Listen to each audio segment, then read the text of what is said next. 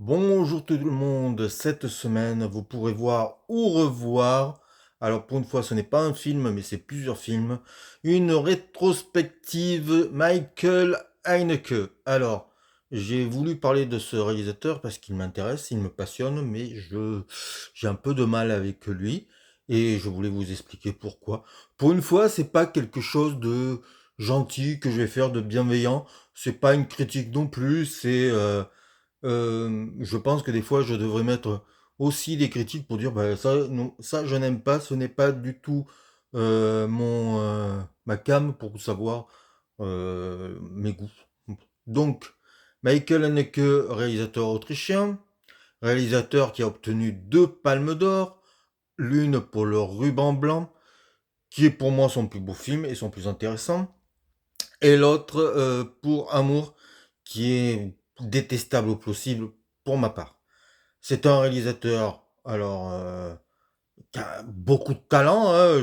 Si je disais le contraire, je serais un imbécile. C'est quelqu'un de froid et c'est quelqu'un d'un peu moralisateur.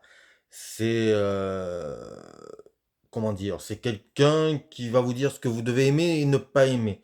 Et ça, on va s'en rendre compte à partir de Funny Games, le film qu'il a rendu célèbre, qui, on peut le vendre comme un film d'horreur, parce que vraiment insoutenable, mais très professeur qui vous tape avec une règle en fer en vous disant c'est pas bien d'aimer ce genre de film. Et c'est toute sa dualité, c'est-à-dire il fait des films qui pourraient être des films impactants, violents, tout ça, mais en même temps, comme il a quelque chose de professoral, peut être dérangeant.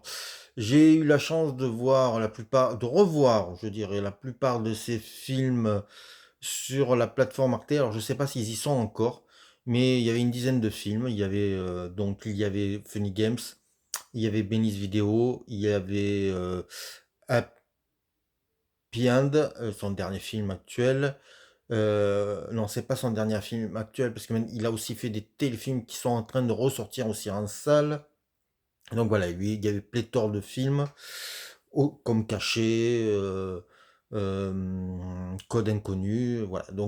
Et c'est des films donc qui ressortent en salle.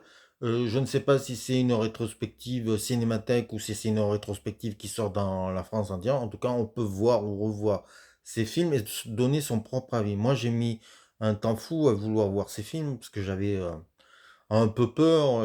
Il avait comment dire, une réputation un peu sulfureuse. Oui, ça va être traumatisant, ça va être violent. Et c'est le cas, hein, il faut être honnête. Et puis, La pianiste, film qui a obtenu plein de prix, m'a donné envie de voir ces films. Parce que j'avais beaucoup apprécié. C'était un film qui m'avait donné une drôle de sensation parce que j'y voyais des horreurs. Et en même temps, c'était un film qui me faisait extrêmement rire. Et je n'ai jamais su si ce rire était opportun ou pas. Je n'ai jamais su si je devais rire ou pas rire. Si ce que je voyais à l'écran était tellement fou est-ce que je devais rire ou pas. Et du coup, je me suis regardé plusieurs de ces films et donc certains ont subi, hein, 71 fragments de hasard, c'est pas une partie de plaisir. Benny's vidéo, on s'éclate pas. Le temps du loup, on peut même se faire un peu chier, hein, si je me permets les mots, voilà, un peu grossiers. C'est un réalisateur qui a fait, qui travaille autant en Autriche avec, voilà, il a commencé avec un acteur comme Ulrich Mehe, malheureusement décédé, et qui a aussi fait des films avec des acteurs français. Trintignant a travaillé avec lui, Emmanuel Riva, Béatrice Dalle, Patrice Chéreau, Juliette Binoche, Isabelle Huppert. Vous voyez, il y a un éventail euh, assez large. Pourtant, à chaque fois qu'il a eu il a eu 2 palmes d'or. Le Ruban blanc est un film purement autrichien. Il n'y a pas d'acteur français. Par contre, Amour, qui est considéré comme une palme d'or autrichienne, vous avez quand même en acteurs principaux Emmanuel Trintignant et Isabelle Huppert. J'ai jamais compris pourquoi c'était pas considéré comme français. Je comprends rien du tout à leur système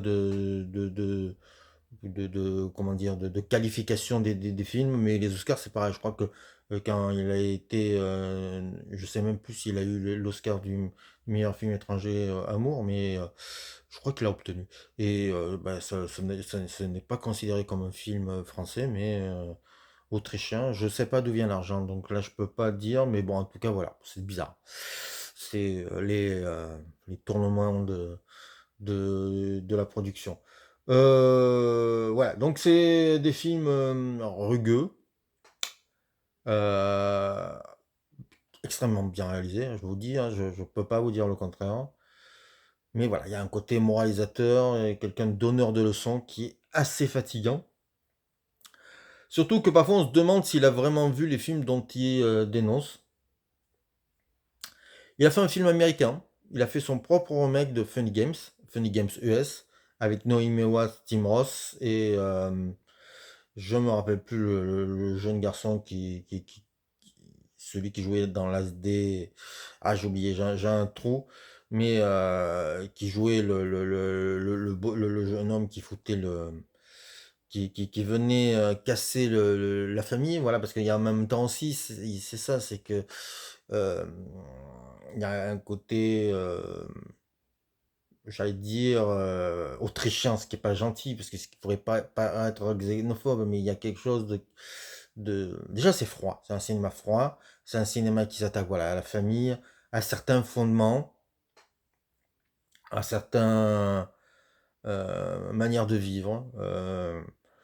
Son dernier film, pas vraiment son dernier film, je vous ai dit, parce qu'il a fait des téléfilms derrière, mais son dernier film qui a été diffusé dans un grand large salle, c'est un film avec que des acteurs français, hein, c'est donc Happy End. On y retrouve, si je me souviens bien, Trintignant assez diminué, ce qui est difficile à voir, Mathieu Kassovitz.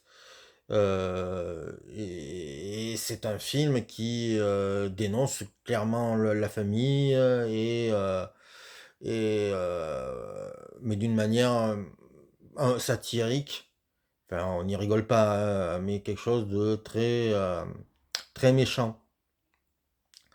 Il y a le réalisateur de Sans filtre et